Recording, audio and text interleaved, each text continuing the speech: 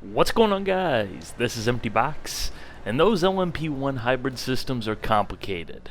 So I'm going to break it down for you. I'm going to be using iRacing's newly released 2016 Porsche 919 and Audi R18 here, but a decent portion will also translate to basically any other hybrid car and any other sim currently, because it really all works the same. It's just the small details that you'd have to figure out yourself anyways that change. So let's start with a Lmp1 Primer. These puppies are capable of nearly 1,000 horsepower, four-wheel drive, tons of downforce, incredible tires. They're total rocket ships. While that is all true, it's also slightly misleading. Roughly half of that power is from the internal combustion engines, and the other half is from the hybrid system that needs to have the juice in the battery to power the electric motors. They also aren't full-time four-wheel drive either. The engine powers the rear axle, while the electric motors drive the front axle. It should be obvious by this point that you need the juice stored up to drive the motors so you can go fast. No juice, no 1,000 horsepower, no four-wheel drive rocketry coming out of the corners. Therefore, that's how you have to drive the cars. Being without the boost juice is like being caught with your pants down. Before we go further, let's quickly touch on the difference between the cars. Both the R18 and 919 feature regenerative braking to recover energy for the hybrid system. In addition, the 919 also features a generator unit similar to that of Formula 1's MGU-H to recover lost energy as well. So the Audi only recovers its energy on braking, while the 919 recovers energy on braking as well as down the straight, though most of it is still done through braking. The R18 falls into the 6 megajoule category of LMP1, whereas the 919 fell into the 8 megajoule category of LMP1. This basically would mean that the R18 can use more fuel, but not as much hybrid assistance. In theory, the R18 has the edge on raw total power. In application, it's not quite as simple as that because of the variable nature of the power output of these things. It's also worth noting that in the real world, this would mean that the R18 would be allowed to use more fuel total and would have a easier fuel restriction, whereas the 919 would have to be more efficient in its fuel usage. There is a maximum amount of fuel that the cars are allowed to use per lap, and it's tougher as you move up to a higher energy category.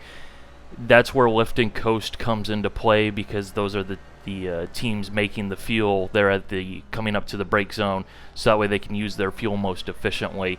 It's nothing to do with the hybrid system. It's to do with the fuel limits and restrictions. Sadly, those are not modeled here in iRacing or any other sim as far as I can tell, which is a bummer because it's very important for these cars, but that's what's going on there. You don't need to worry about it. Both cars put the recovered energy into batteries, which then power the electric motors on the front axles. There is then perhaps the biggest practical difference, and that is the amount of charge held and what can be done with it. I think of this as two very different philosophies. The Porsche to me is more about an effective, integrated, efficient package, while the Audi system seems more like making the comparatively limited supply of hybrid energy hit like a crap ton of bricks in a more boom and zoom type of fashion. So let's talk about the information you need while driving, as this is probably what you are most interested in. You probably already know that stuff. But anyways, there are two really important details to keep an eye on: your charge level and per lap deployment. Your charge level is how much energy you have stored up in the batteries ready for use. If you have no charge stored up, you have no hybrid boost, and that will make you sad. Your per lap deployment is how much of your allotment per lap you have used. In theory, you always want to use up your full allotment on each lap, providing you can support it with your charge level. Once you use up your allotment, you will receive no more hybrid assistance that lap, regardless of if you have the energy stored and ready, and that will make you just as sad. In the 919, the charge level is indicated as the orange bar on the right side of the steering wheel's display. As the bar gets shorter, you are depleting the battery.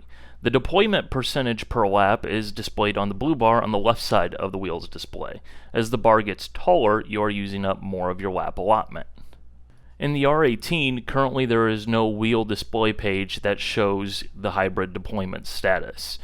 This is something that the real car has. It's out there on video. There's proof. There's evidence that it exists. It should exist. It makes no sense why it wouldn't.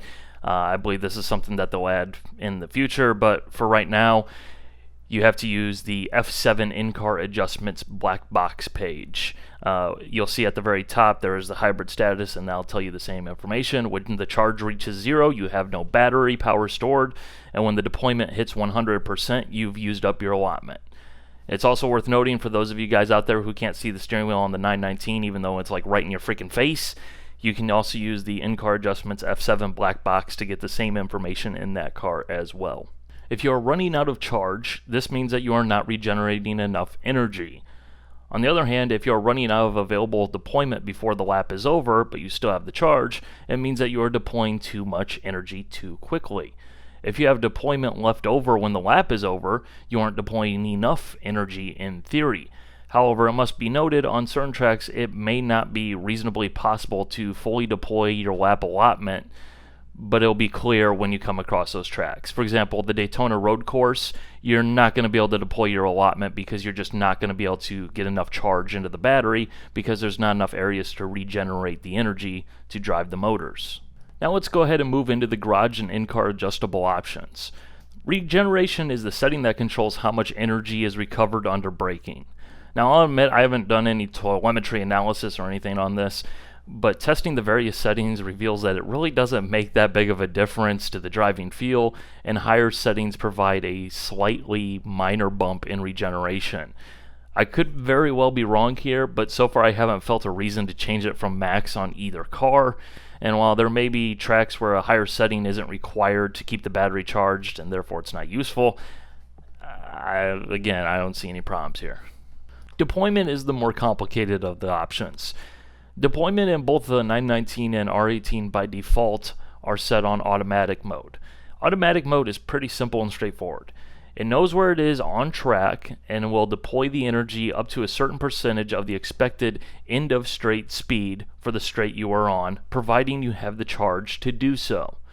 You just drive and the system does its thing, gives you the boost in the relevant places, and it's pretty safely set to hold the charge.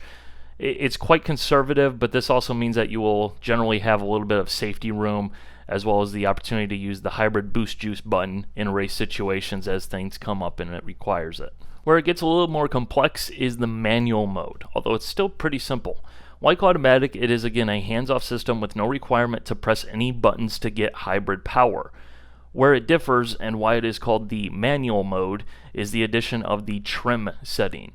This system works on the same end of straight speed percentage concept as automatic mode, but the trim setting will allow you to better define what that percentage should be. As you lower the trim value, you are telling the system to deploy for longer if possible.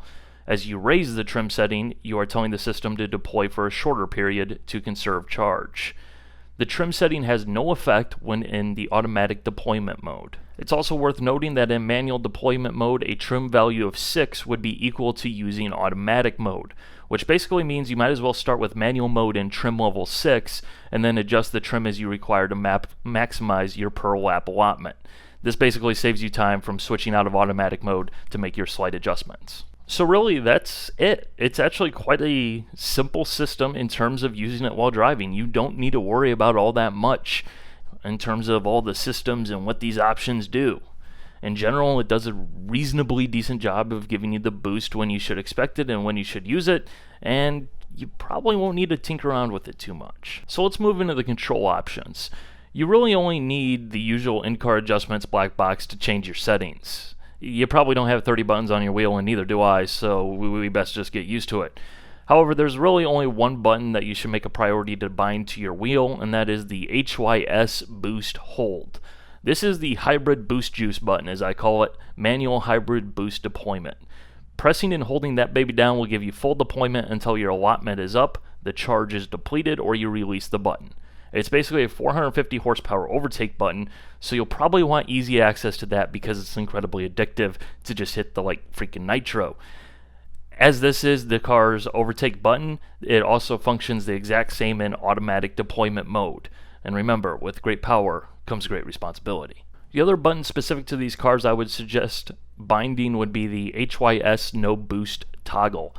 I'd probably put this on a keyboard or a button box if you have one, as you won't use it as much. This will disable the hybrid system deployment until the system is fully charged, at which point it will automatically switch back on again, or until you press the button again. This can be really handy after a qualifying lap that depletes your charge, or if you're running low on charge in the race and you want to quickly build some up by disabling the system for a couple of corners, at which point you can then hit the button again to turn the system back on. As far as I can tell, the other buttons, the in-lap and full course yellow buttons, don't seem to do anything meaningless in the course of actual standard gameplay. I'm sure there's some sort of real-life situation where those modes are incredibly important, probably in-laps and full course yellows, but we generally don't have to deal about that, don't have to worry about it, so you don't need those buttons. Moving to the end here, a couple of other tidbits. Neither car in iRacing regenerates charge while coasting, regardless of your regeneration settings. So try and eliminate coasting and maximize your trail braking. You also will not regenerate charge if your tires are locked up, so minimize the amount of locking. Lift and coast is primarily a fuel allotment strategy, something we sadly do not need to worry about here in iRacing. So don't bother coasting into the brake zone thinking it is going to charge you up, because that's not what it's for. Neither car will regenerate a charge at a reasonable rate with a slightly dragging amount of throttle either, so make sure your foot is well off of the throttle on braking. It's a bad habit I'm sure many of us are guilty of. And also make sure that your pedals are properly calibrated and you're not getting just a little bit of throttle there on braking, because it will eat up your regeneration. Along those lines, also limit how much you play with the throttle, as this will again burn off those precious charge percentages surprisingly effectively. You really want to break these things down into the apex if possible, get it turned, and then unleash all of the power that you possibly can.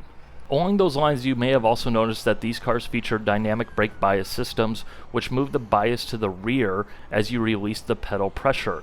In the Porsche, this is the brake sys mode. In the Audi, this is the IBS system.